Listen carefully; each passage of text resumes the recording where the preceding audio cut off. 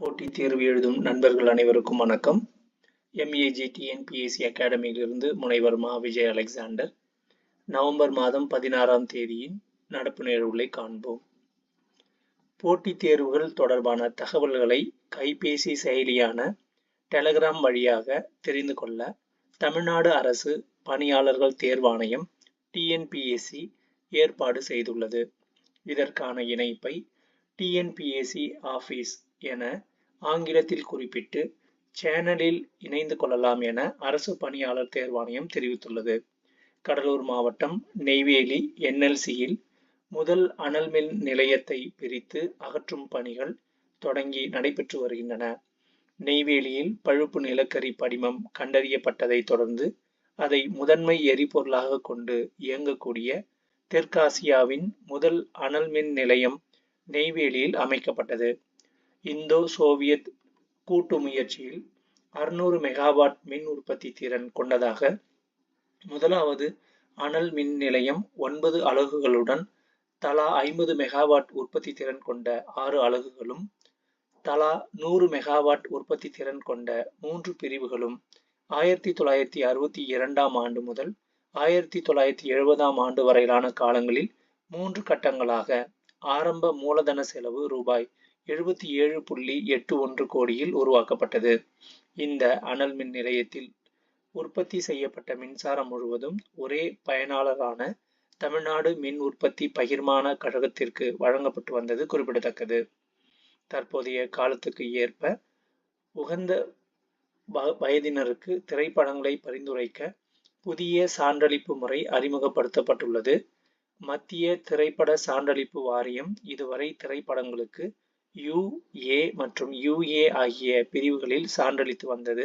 மாறிவரும் திரைப்பட உள்ளடக்கங்களை கருத்தில் கொண்டு தற்போது திரைப்படங்கள் UA, UA7+, UA13+, UA16+ ஆகிய பிரிவுகளில் வகைப்படுத்தப்படுகின்றன என்பது குறிப்பிடத்தக்கது. எந்த ஒரு திரைப்படத்தின் சான்றிதழ் வயது மதிப்பீடு விவரங்களை அறிய பெற்றோர் cbfcindia.gov.in என்ற இணையதளத்தை பார்வையிட அறிவுறுத்தப்பட்டுள்ளது. பருவநிலை மாநாடுகளால் எந்த பயனும் இல்லை ஏன்? பருவநிலை மாற்றத்தை கட்டுப்படுத்துவதற்காக ஐநா நடத்தி வரும் மாநாடுகளால் இனி எந்த பலனும் ஏற்பட போவதில்லை என்று நிபுணர்களும் முக்கிய தலைவர்களும் எச்சரித்துள்ளனர். பருவநிலை மாற்றத்தை கட்டுப்படுத்துவதற்காக கடந்த 2015ஆம் ஆண்டில் மேற்கொள்ளப்பட்ட பாரிஸ் ஒப்பந்தத்தின் கீழ் தொடர்ந்து மாநாடுகள் நடைபெற்று பல்வேறு நடவடிக்கைகள் எடுக்கப்பட்டு வருகின்றன. அவை வரவேற்கத்தக்கவைதான் என்றாலும் தற்போதைய சூழலில் அந்த மாநாடுகளால் பாரிஸ் ஒப்பந்தத்தின் குறிக்கோளை நிச்சயம் அடைய முடியாது என்ற நிலை உருவாகியுள்ளது. தொழில் புரட்சிக்கு முன் இருந்ததை விட 1.5 டிகிரி செல்சியஸ் மட்டுமே அதிகம் என்ற அளவுக்கு புவியின் வெப்பத்தை கட்டுப்படுத்த வேண்டும் என்பதுதான் அந்த ஒப்பந்தத்தின் இலக்கு. அந்த இலக்கை அடைவதற்கு மிகவும் துரித கதியில் பசுமை வாயுக்கள் வெளியேற்றத்தை குறைத்தாக வேண்டும். கரியமில வாயு வெளியேற்றத்திற்கு பெரிதும் காரணமான படிம எரிபொருள்களின் நிலக்கரி, பெட்ரோல், டீசல் எரிவாயு பயன்பாட்டை வெகுவாக குறைக்க உலக நாடுகளுக்கு அழுத்தம் கொடுக்கும் வகையில் பாரிஸ் பருவநிலை ஒப்பந்த நடைமுறை கட்டமைப்புகள் மாற்றி அமைக்கப்பட வேண்டும். வளிமண்டலத்தில் இருக்கும் கரியமில வாயு உள்ளிட்ட பசுமை குடில் வாயுக்கள் தான் பூமியில் தாவரங்களும் மற்ற உயிரினங்களும் உருவாகி தழைத்திருப்பதற்கு தேவையான வெப்பத்தை சூரியனிடமிருந்து பெற்று தருகின்றன. ஆனால் 18ஆம் நூற்றாண்டுகளில் மேற்கத்திய நாடுகளில் ஏற்பட்ட தொழில் புரட்சி காரணமாக தொழிற்சாலைகளாலும் சாலைகளாலும் வாகனங்களாலும் வளிமண்டலத்தில் கரியமில வாயு அதிகம் கலந்ததால் சூரியனிடமிருந்து அதிக வெப்பத்தை அவை கிரகித்தன. இதனால் பூமியின் வெப்பம் அதிகரித்து அதன் விளைவாக பருவநிலை மாற்றம் ஏற்பட்டுள்ளது. அந்த பருவநிலை மாற்றத்தால் உலகம் முழுவதும் அளவுக்கு அதிகமான மழை, வெள்ளம், வெப்பச்சலனம், வறட்சி போன்ற இயற்கை பேரிடர்கள் அதிகரித்து வருகின்றன. வளர்ந்து வரும் நாடுகள் மட்டுமின்றி அமெரிக்கா உள்ளிட்ட வளர்ச்சி அடைந்த பகுதிகளும் இந்த இயற்கை பேரிடரால் பெரிதும் பாதிக்கப்படுகின்றன என்பது குறிப்பிடத்தக்கது. இந்த நிலையில் பருவநிலை மாற்றத்தை கட்டுப்படுத்துவதற்காக பிரான்ஸ் தலைநகர் பாரிஸில் கடந்த 2015ஆம் ஆண்டு நடைபெற்ற வருடாந்திர ஐநா மாநாட்டில் வரலாற்று சிறப்புமிக்க ஒப்பந்தம் ஏற்படுத்தப்பட்டது. அந்த ஒப்பந்தத்தில் தொழில் புரட்சிக்கு முன்பிருந்ததை விட 1.5 டிகிரி மட்டுமே அதிகமாக உலகின் வெப்பநிலையை வைத்திருக்கவும், அதற்காக காற்றில் கலக்கும் கரியமில வாயுவின் அளவை கட்டுப்படுத்தவும் இந்தியா உள்ளிட்ட 195 நாடுகள் ஒப்புக்கொண்டன. அஜர்பைஜானில் இந்த மாதம் 11 முதல் 22ஆம் தேதி வரை நடைபெற்ற ஐநாவின் 29வது பருவநிலை மாநாட்டிலும் இந்த போக்குதான் வெளிப்பட்டது. அந்த மாநாட்டில் பேசிய அஜர்பைஜான் அதிபர் இல்ஹாம் அலியேவ், கரியமில வாயு வெளியேற்றத்திற்கு காரணமான படிம எரிபொருள் தங்கள் நாட்டில் நிறைந்திருப்பது இறைவன் தங்களுக்கு அளித்த வரம் என்றும், அதனை வெளிநாடுகளுக்கு ஏற்றுமதி செய்வதை உலக தலைவர்கள் குறை சொல்லக்கூடாது என்றும் கூறியதை நினைவு கொள்ளத்தக்கது. புவி தகடுகள் ஒன்றுடன் ஒன்று உராயும் நெருப்பு வளையம் என்று அழைக்கப்படும் பகுதியில் பப்புவா நியூ கினியா அமைந்துள்ளதால் அங்கு அடிக்கடி நிலநடுக்கங்கள் ஏற்படும். திருமண வயதை பூர்த்தி செய்யாத மனைவியுடன் உடலுறவு கொள்வது பாலியல் வன்கொடுமையே என்று குறிப்பிட்ட மும்பை உயர்நீதிமன்றம் சிறுமியின் கணவருக்கு விசாரணை நீதிமன்றம் விதித்த 10 ஆண்டுகள் சிறை தண்டனையை உறுதி செய்து உத்தரவிட்டுள்ளது. 3 மாதங்களுக்கும் குறைவான குழந்தையை தத்தெடுக்கும் அரசு பெண் ஊழியருக்கு மட்டுமே மகப்பேறு விடுப்பு பலன்களை பெற விண்ணப்பிக்க முடியும் என்ற நடைமுறைக்கான காரணம் குறித்து விளக்கமளிக்குமாறு மத்திய அரசுக்கு உச்சநீதிமன்றம் உத்தரவிட்டுள்ளது. மகப்பேறு பலன்கள் சட்டம் 1961 படி அரசு பெண் ஊழியர்களுக்கு 12 வார மகப்பேறு விடுப்பு அளிக்கப்படுகிறது. 3 மாதங்களுக்கு குறைவான குழந்தையை தத்தெடுக்கும் அரசு பெண் ஊழியர்களுக்கு இந்த பலன்கள் அளிக்கப்படுகின்றன. இந்த சட்டத்தின் பிரிவு 5(4) கீழ் 3 மாதங்களுக்கு மேற்பட்ட குழந்தையை தத்தெடுக்கும் அரசு பெண் ஊழியர்கள் இந்த மகப்பேறு விடுப்பு பலனை பெற முடியாது என்பது குறிப்பிடத்தக்கது. பாலியல் கடத்தல் சம்பவங்களால் பாதிக்கப்படும் பெண்கள் மற்றும் குழந்தைகளுக்கான விரிவான மறுவாழ்வு திட்டத்தை வகுப்பது தொடர்பாக உரிய சட்டம் எதுவும் இல்லாத நிலை குறித்து பதிலளிக்குமாறு மத்திய அரசுக்கு உச்சநீதிமன்றம் உத்தரவிட்டது.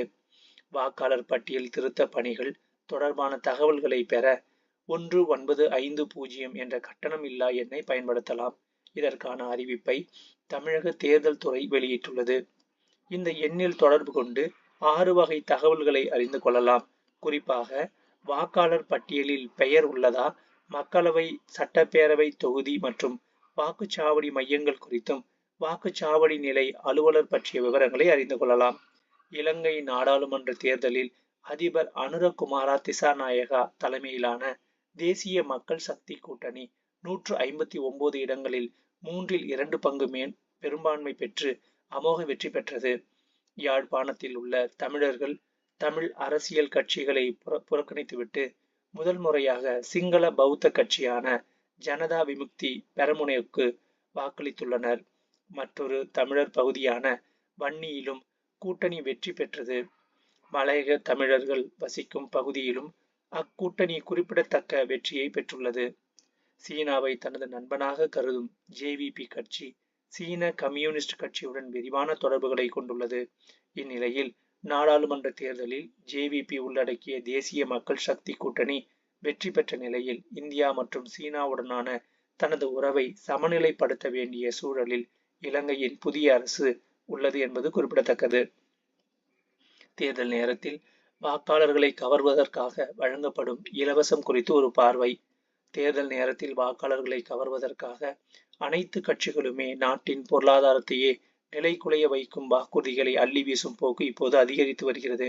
தமிழகத்தில் கடந்த 2021 சட்டப்பேரவை தேர்தலில் மகளிர் உதவித்தொகை ரூபாய் 1000, மகளிருக்கு இலவச பேருந்து பயணம், கூட்டுறவு வங்கிகளில் வாங்கிய நகைக்கடன் தள்ளுபடி உள்ளிட்ட பல வாக்குறுதிகளை அளித்த திமுக தனி பெரும்பான்மையுடன் வெற்றி பெற்றது. இதற்கு முன்னரும் தொலைக்காட்சி பெட்டி, மிதிவண்டி, மிக்சி, கிரைண்டர், மின்காந்த அடுப்பு, மின்விசிறி, மாணவர்களுக்கு மடிக்கணினி, விலையில்லா ஆடு, மலைப்பகுதி மாணவர்களுக்கு மழைக்கோட்டு, மகளிருக்கு இருசக்கர வாகனம் வாங்க 50% மானியம், தாலிக்கு தங்கம், பொங்கல் பரிசு, வீடுகளுக்கு 100 யூனிட் இலவச மின்சாரம், விவசாயிகளுக்கு இலவச மின்சாரம், விவசாய கடன் தள்ளுபடி போன்றவை சில 10 ஆண்டுகளாகவே தமிழகத்தில் உள்ளன. இப்போது எல்லா மாநிலங்களிலும் ஆட்சியை பிடிப்பதற்காக அரசியல் கட்சிகள் போட்டி போட்டுக்கொண்டு இலவசத்தை அறிவித்து வருகின்றன. மேற்கு வங்கத்தில் லட்சுமி பண்டார் திட்டம் என்ற பெயரில் SC/ST மகளிருக்கு 2000, மற்றவர்களுக்கு 500 என 2021 பேரவை தேர்தலுக்கு முன்னர் அந்த மாநில முதல்வர் மம்தா பானர்ஜி அறிமுகப்படுத்தினார்.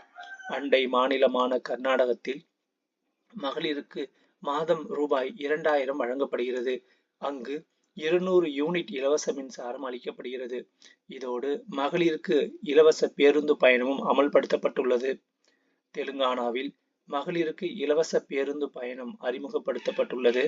22.2 லட்சம் விவசாயிகளின் கடன்கள் தள்ளுபடி செய்யப்பட்டுள்ளன. இதேபோன்று தேசிய மாநாட்டு கட்சி, தெலுங்கு தேசம் மற்றும் ஆம் ஆத்மி கட்சியும் தேர்தல் நேரத்தில் வாக்காளர்களை கவர்வதற்காக இலவசம் அறிவித்துள்ளன. பாஜக ஆளும் ஒடிசாவில் 2 தவணைகளில் மகளிருக்கு ஆண்டுக்கு ரூபாய் 10,000, மத்திய பிரதேசத்தில் மாதம் ரூபாய் 1250, கூட்டணி ஆட்சியில் உள்ள மகாராஷ்டிராவில் 1500 வழங்கப்படுகிறது. ஆனால் இந்த திட்டங்களுக்கு ஒவ்வொரு மாதமும் பல்லாயிரம் கோடி ரூபாய் ஒதுக்கப்பட வேண்டியுள்ளதால் நிதி சுமை அதிகரித்து வருவதை சில மாநிலங்களில் உணரத் தொடங்கியுள்ளன. இந்த திட்டங்களை நிறுத்துவது என்பது எளிதானதல்ல. இவை அரசுகளின் கொள்கை முடிவு என்பதால் தேர்தல் ஆணையத்தாலும் நீதிமன்றங்களாலும் இதை தடுத்து நிறுத்த முடியவில்லை. அரசுகள் தாமாகவே இதற்கு கடிவாளம் போடவில்லை என்றால் சாலை வசதி, கல்வி, சுகாதாரம் முதலான அடிப்படை வசதிகளை செய்து தர முடியாத நிலை தோன்றுவதுடன் பொருளாதார பேரழிவு ஏற்பட்டு அரசாங்கங்களுக்கு அவப்பெயர்தான் மிஞ்சும் என்பது குறிப்பிடத்தக்கது. அரியலூர் மாவட்டம் ஜெயங்கொண்டத்தை அடுத்த மகிமைபுரத்தில் ரூபாய் 1000 கோடி மதிப்பீட்டிலான காலணி உற்பத்தி தொழிற்சாலைக்கு முதல்வர் மு.க. ஸ்டாலின் அடிக்கல் நாட்டியுள்ளார். தமிழ்நாடு கிராம வங்கியான அனைத்து மக்களும் பயன்பெறும் வகையில் அற்புதம் 555 என்ற புதிய வைப்பு நிதி திட்டத்தை அறிமுகப்படுத்தியுள்ளது. இந்த திட்டத்தில் 555 தினங்களுக்கு 555 தினங்களுக்கு ரூபாய் 1 லட்சம் முதல் ரூபாய் 1 கோடிக்குள் முதலீடு செய்வதன் மூலம் மூத்த குடிமக்களுக்கு 8.25% வட்டியும் மற்றவர்களுக்கு 7.75% வட்டியும் கிடைக்கும். நிலையான வளர்ச்சி மற்றும் மிதமான பணவீக்கத்தால் நிகழாண்டு இந்தியாவின் ஒட்டுமொத்த உள்நாட்டு உற்பத்தியின் வளர்ச்சி 7.2% சிறப்பான நிலையில் இருக்கும் என நிதி சேவைகள் நிறுவனமான மூடிஸ் தெரிவித்துள்ளது. மேலும் 2025ஆம் ஆண்டில் இந்த வளர்ச்சி 6.6% குறையும் எனவும் தெரிவித்துள்ளது. இருப்பினும் கடந்த மாதம் நடைபெற்ற நிதி கொள்கை குழு கூட்டத்தில் வங்கிகளுக்கான குறுகிய கால கடன்கள் மீதான வட்டி விகிதத்தில் ரெப்போ ரேட் எவ்வித மாற்றத்தையும் ரிசர்வ் வங்கி மேற்கொள்ளவில்லை. ஆனால் பணவீக்கம் மற்றும் வளர்ச்சியை கருத்தில் கொண்டு வட்டி விகிதத்தை அடுத்த ஆண்டு ரிசர்வ் வங்கி உயர்த்துவதற்கான வாய்ப்புள்ளது என குறிப்பிடப்பட்டது. தமிழகத்தில் போதைப் பொருட்கள் புழக்கத்தை கட்டுப்படுத்தும் காவல்துறையினரின் நடவடிக்கைகளை மேற்பார்வையிட போதைப் பொருள் தடுப்பு அதிகாரி, CBI அதிகாரி அடங்கிய சிறப்பு கண்காணிப்பு குழுவை அமைக்க மத்திய, மாநில அரசுகளுக்கு சென்னை உயர்நீதிமன்றம் உத்தரவிட்டுள்ளது. ஊட்டச்சத்தை உறுதி செய் திட்டம் 2ஆம் கட்டமாக தொடங்கப்பட்டது. ஊட்டச்சத்தை உறுதி செய் திட்டத்தின் 2ஆம் கட்டத்தில் ஊட்டச்சத்து குறைபாடு உள்ளதாக கண்டறியப்பட்டுள்ள 6 மாதத்திற்கு குறைவான குழந்தைகளின் பாலூட்டும் தாய்மார்களுக்கு ஊட்டச்சத்து பெட்டகங்களை அவர்களின் வீட்டுக்கே சென்று வழங்குவதோடு குழந்தைகளின் நிலை தொடர்ந்து கண்காணிக்கப்பட உள்ளது. தமிழகத்தில் 6 வயது வரையுள்ள குழந்தைகளில் பலரும் ஊட்டச்சத்து குறைபாடு உள்ளவர்களாக இருப்பதை கண்டு மருத்துவ உதவி தேவைப்படும் குழந்தைகளுக்கு சிறப்பு மருத்துவ உதவியும், ஊட்டச்சத்து தேவைப்படும் குழந்தைகளுக்கு சிறப்பு ஊட்டச்சத்து திட்டமும் அறிவிக்கும் வகையில் இந்த திட்டம் செயல்படுகிறது. குழந்தைகளின் பாதுகாப்பு உதவி எண் 1098. தமிழில் இசை சங்கத்தின் இசை பேரறிஞர் பட்டம் தவில் இசை கலைஞர் வேதாரண்யம் BG பாலசுப்பிரமணியத்துக்கும், பண் இசை பேரறிஞர் பட்டம் மயிலை சு. நாகநாத தேசிகருக்கும் வழங்கப்படும் என அறிவிக்கப்பட்டுள்ளது. T20 கிரிக்கெட்டில் ஒரு ஆண்டில் 3 சதங்கள் விளாசிய முதல் வீரர் என்ற சாதனையை சஞ்சு சாம்சன் படைத்திருக்கிறார். இந்திய டென்னிஸ் வீரரும் தமிழ்நாட்டை சேர்ந்தவருமான பிரஜ்னேஷ் புவனேஸ்வரன் ஓய்வு பெறுவதாக அறிவித்துள்ளார்.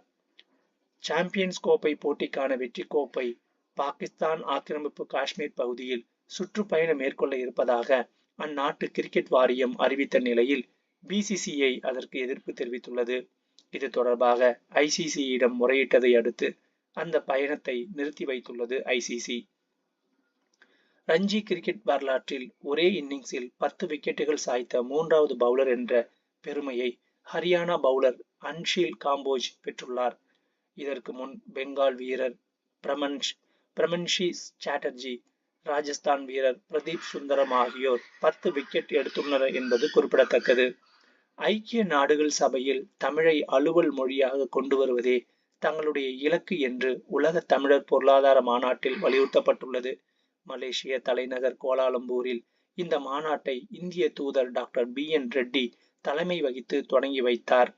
மலேசியா மட்டுமின்றி சிங்கப்பூர், இலங்கை, இந்தியா, தென்னாப்பிரிக்கா, மொரீஷியஸ், அமெரிக்கா, பிரிட்டன், ஐக்கிய அரபு அமீரகம் என பல்வேறு நாடுகளில் இருந்தும் இந்தியர்கள் பலரும் மாநாட்டில் நேரடியாகவும் இணைய வழியாகவும் கலந்து கொண்டு சிறப்பித்தனர் என்பது குறிப்பிடத்தக்கது. நண்பர்களே, உங்களுடைய ஆதரவுக்கு என்னுடைய நன்றிகளை தெரிவித்துக் கொள்கிறேன். நன்றி.